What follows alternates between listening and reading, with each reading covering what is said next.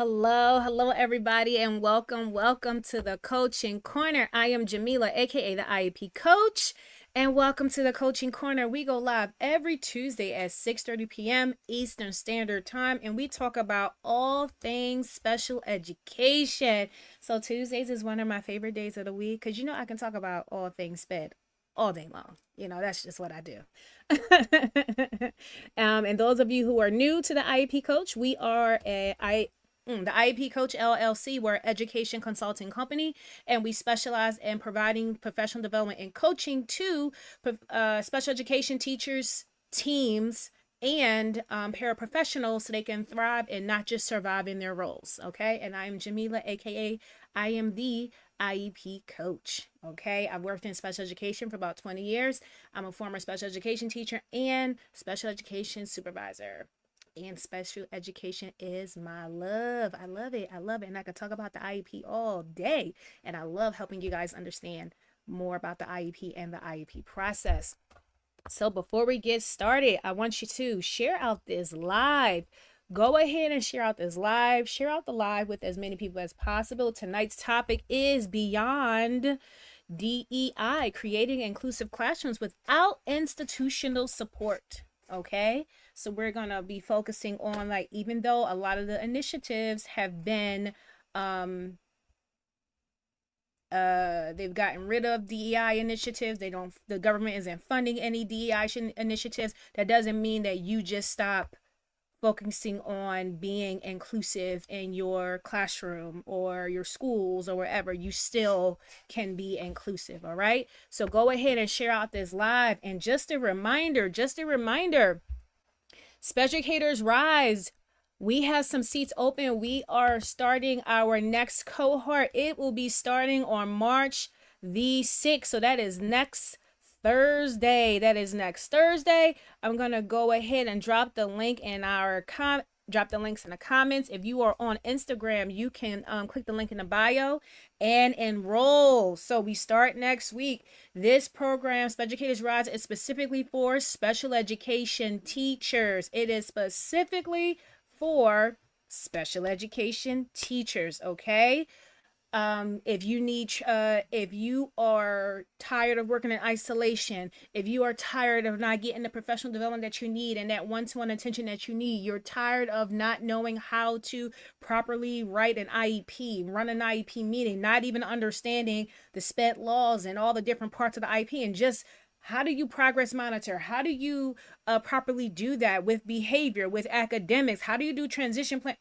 This program is for you. This program is the coaching program I did not receive when I was teaching. Okay, so this program is specifically designed for special education teachers. All right, so you click the link that I just dropped in the comments and enroll. If you're not a SPED teacher, you know a SPED teacher, share the link with a special education teacher. So share the link out. Okay. All right, let me make sure I got everything. All right. And also, one more thing before we get to this content. Our most popular workshop, the IEP in a nutshell, it is now on demand. You can just register and automatically go to the workshop. Okay. I am going to drop it in the comments for you guys. It is now on demand. You don't have to wait for us to do it at the end of the month. We are making that on demand now because it's such a popular, it's our most popular workshop. We said, why don't we just put it on demand? So you register, you can just start viewing the workshop, and definitely have a notebook and pen with you so that way you could take notes. Okay, you can watch it as many times as you would like. Okay. And again, let me know where you are tuning in from, or where you're tuning in from. I'm in Philly, let me know where you're tuning in from. All right, and I'm just going to go ahead and drop the link, and we're live on all of our platforms. We're live on LinkedIn, Facebook, YouTube, and Instagram. Okay, so I'm just sharing out all the links. And again, SPED Educators Rise, we start next week, next Thursday, March the 6th. That is going to be the first day of our new cohort. Okay, and I'm dropping that link One more time for anyone who is just now coming in. I am dropping that link. Hold on. Did I drop? Oh yeah, I dropped it. Okay. Making sure, like, I almost dropped it twice. Okay. So, all right. All right. All right. Let me check. Let me check. Let me check. All right. I'm just checking, making sure we're good. All right. We're going to go ahead and get started. So, again, tonight's topic is Beyond DEI, creating inclusive classrooms without institutional support. So, again, welcome everybody.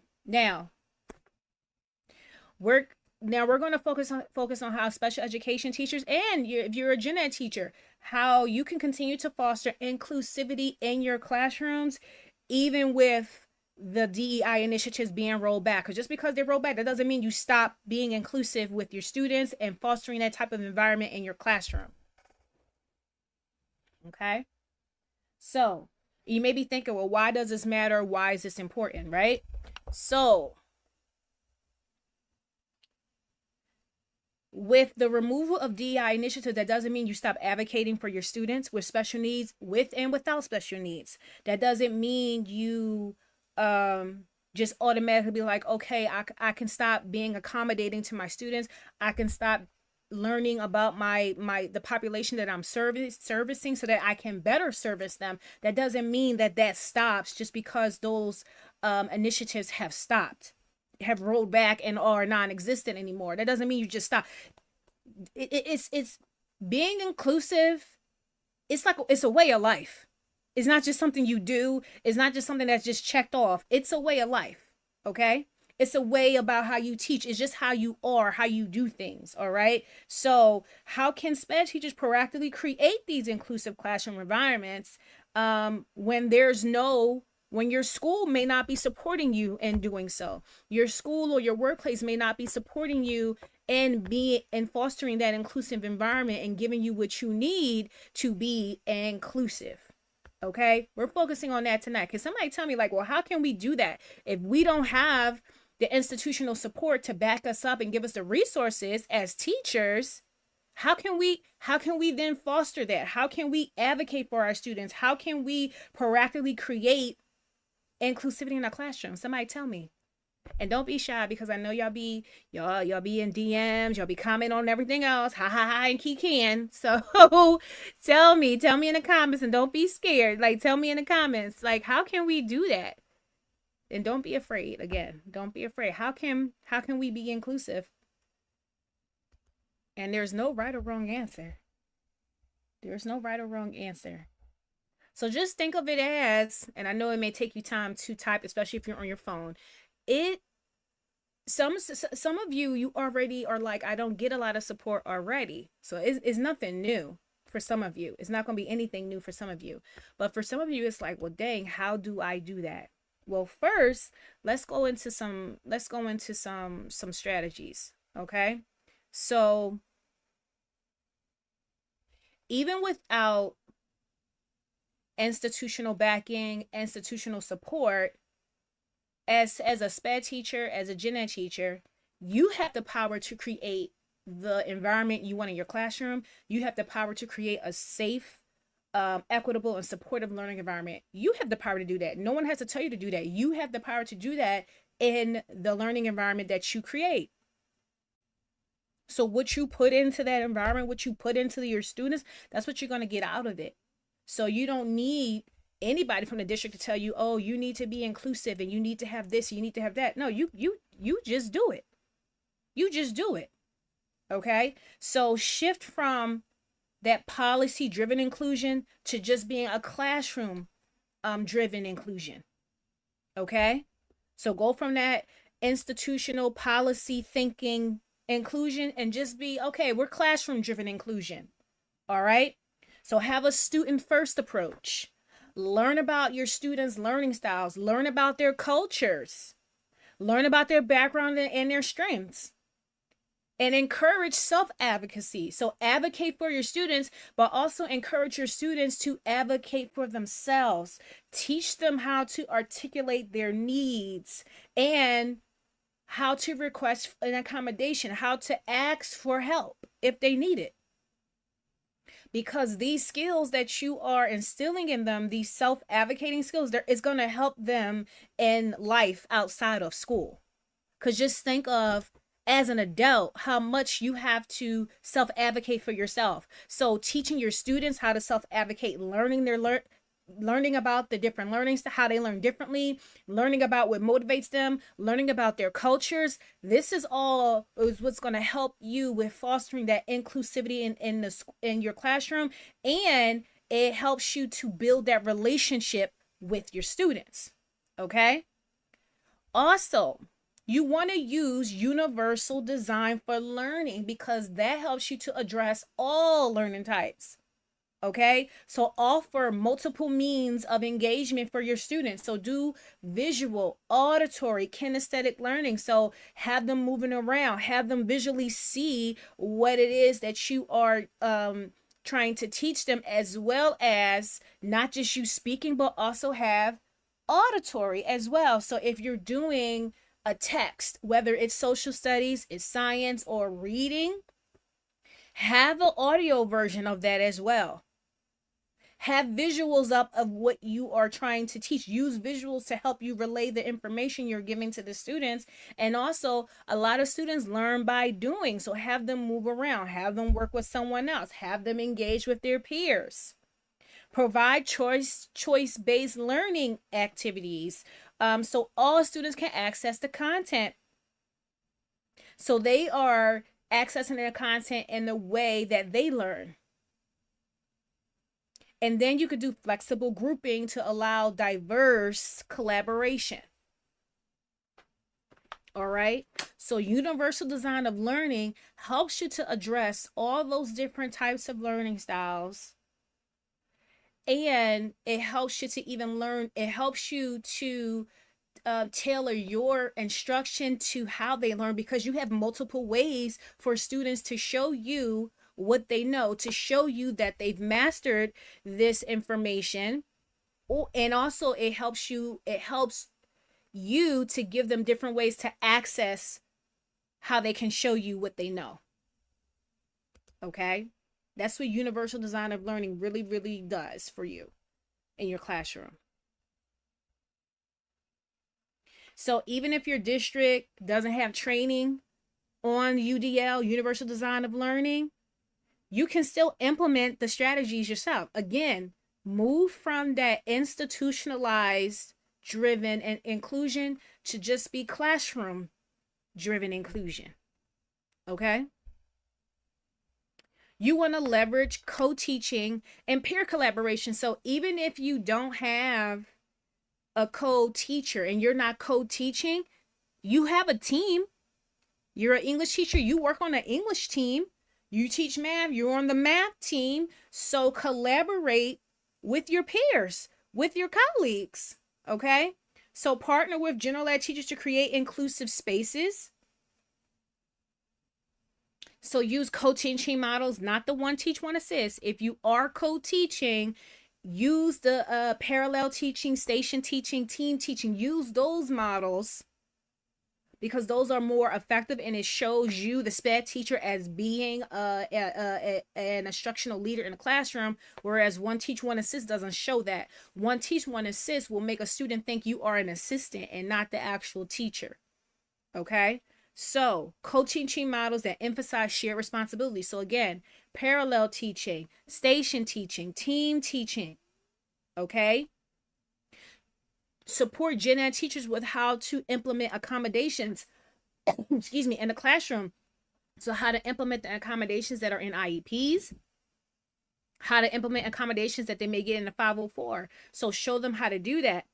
Now, and you can embed that in your instruction, so it's not like you have to do it for one student. So let's say you do graphic organizer. You can give everybody a graphic organizer.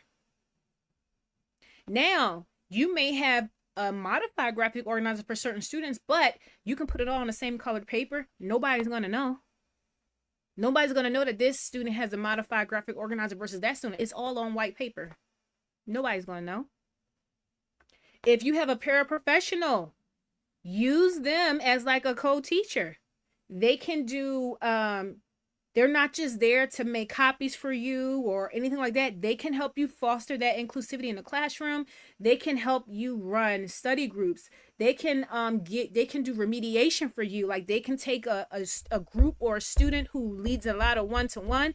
They can do it. Model for them what you need them to do and how to do it. They can enforce the inclusivity in the classroom as far as your rules and your norms. They can also enforce that in the classroom as well. So it's not just you, your paraprofessional is doing it. As teachers, we have to learn, you have to learn to leverage paraprofessionals and instructional assistants. They are not just there to make copies for you.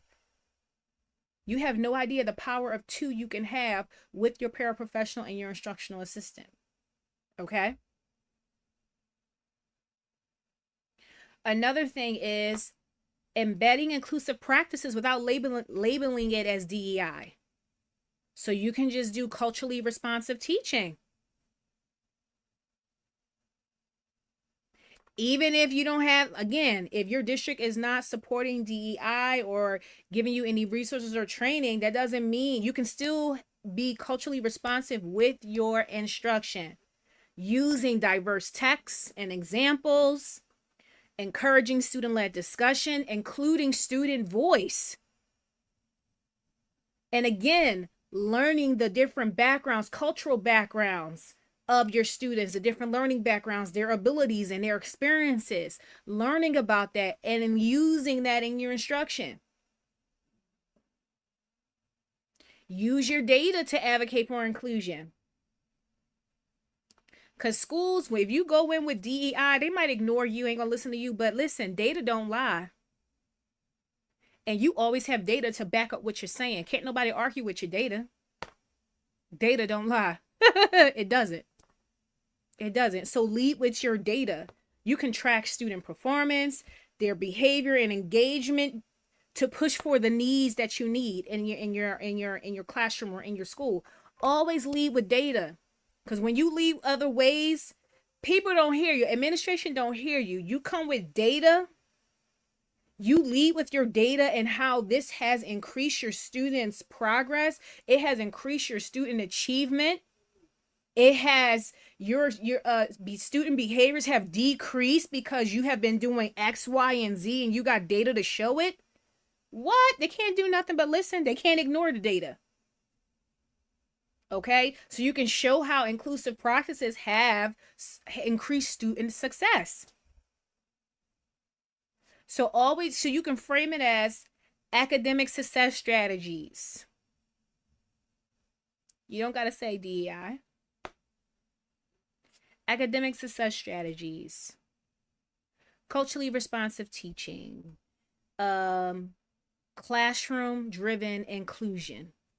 That doesn't, again, just because they're not pushing, they're rolling back all the DEI, that doesn't mean you stop being inclusive in your classroom. It doesn't mean you stop teaching your students how to advocate for themselves and learning about your students. That doesn't mean you stop. Now, we just went over three strategies. So shift from policy-driven inclusion to classroom-driven inclusion. And I said to focus on relationship building, use universal design of learning. The second one was leverage co-teaching and peer collaboration. So I said partner with Gen Ed teachers, teach them how to teach them how to implement accommodations that are in an IEP or a 504. And even if you're not co-teaching, you may have a paraprofessional or instructional assistant, or you're on a team. You can leverage them and you guys can help each other. And then the third one is embedding inclusive practices without calling it DEI. So culturally responsive teaching, using data to advocate for your inclusion.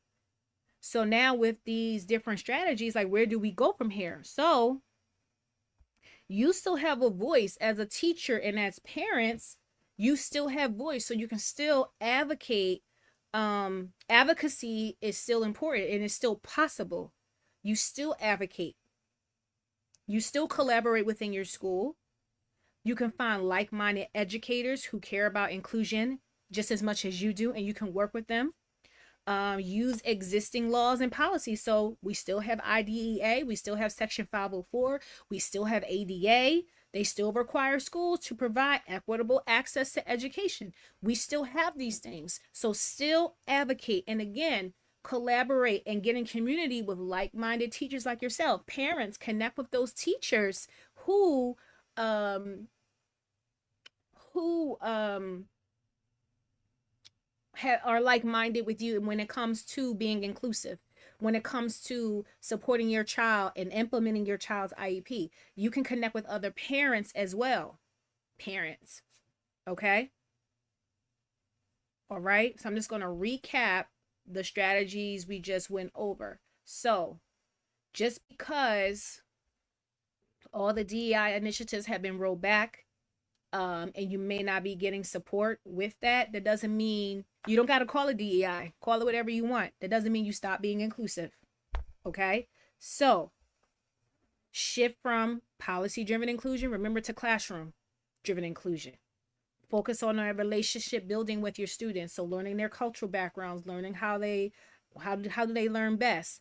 What are their strengths? What are their areas of need? Encourage self-advocacy and teach them how to advocate for themselves, because this will help them in the real world.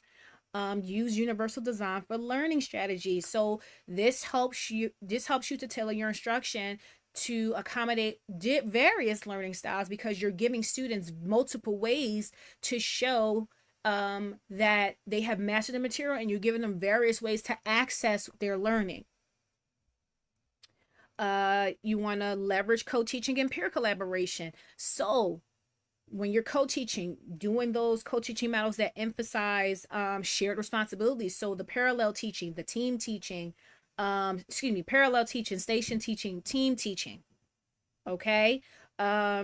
Supporting Gen Ed teachers with implementing simple accommodations from IEPs and 504s. Be intentional about how you're utilizing your paraprofessional or instructional assistant.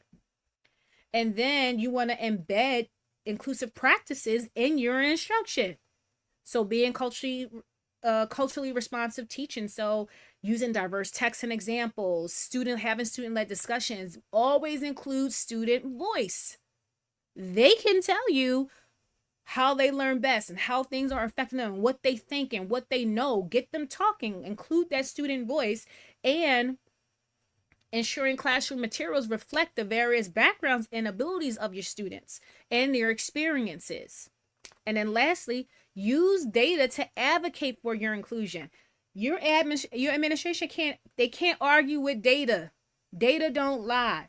You can show how your student success strategies has increased their achievement, has decreased behaviors. When you go from a data-driven perspective, they can't do nothing but listen to you. They can't do nothing but listen to you. Okay? So remember, you still have your voice. You still advocate for yourself and your students. You still collaborate within your school. Find like-minded individuals within your school and your community to support you with advocating. Okay? And use the existing laws. We still have IDEA, we still have Section 504, we still have ADA. They still require schools to provide equitable access to students' education. Okay? So that doesn't mean you just stop. That doesn't mean you just stop being inclusive. You still do it, because being inclusive, it is a way of life. It is a way of thinking. It is a mindset. It's not just something you do and that you cut off. No, that's not how that works. Okay? I want to open the floor up for questions.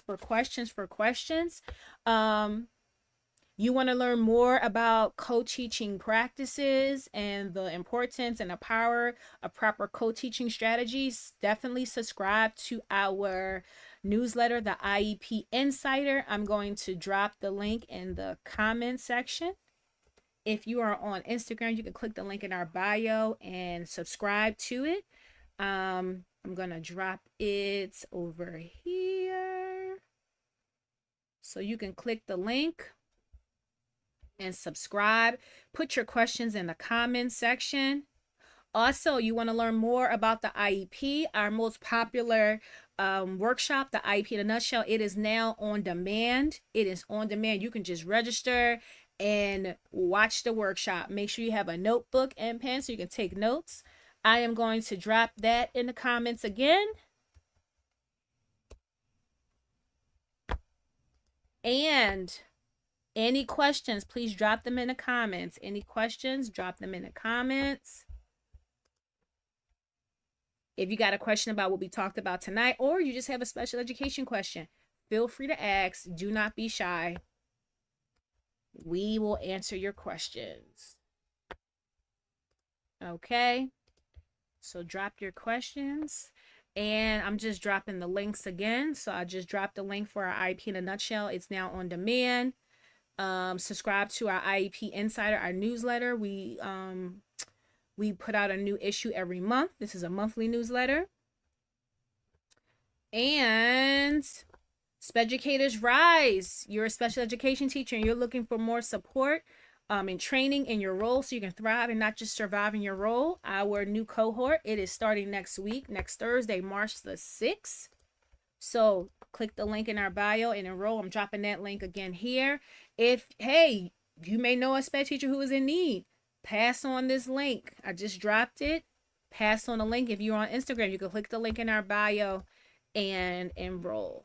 So I don't think I see any questions. All right, I don't see any questions. If the questions come to you later on, feel free to DM us or message us. We are at the IEP Coach LLC on all platforms. So, and we are on Instagram, LinkedIn, TikTok, Facebook, YouTube. I think I just said them all. I think I said them all. You can feel free to send us a DM or send us an email. We'll definitely respond to you. We are very responsive. Make sure you tune in next week. Next Tuesday for the Coaching Corner, we go live 6:30 p.m. every Tuesday at 6:30 p.m. Eastern Standard Time. We talk about all things special education. If you have a topic that you would like us to cover, you can DM us or message us or send us an email and tell us the topics that you would like us to discuss on our weekly live. But until then, please remember to be kind to yourself. Give yourself grace. You are one person, so remember your capacity. You're only able to do what you can do, okay? Be kind to yourself and be safe, and I will see you all next Tuesday. Have a good evening.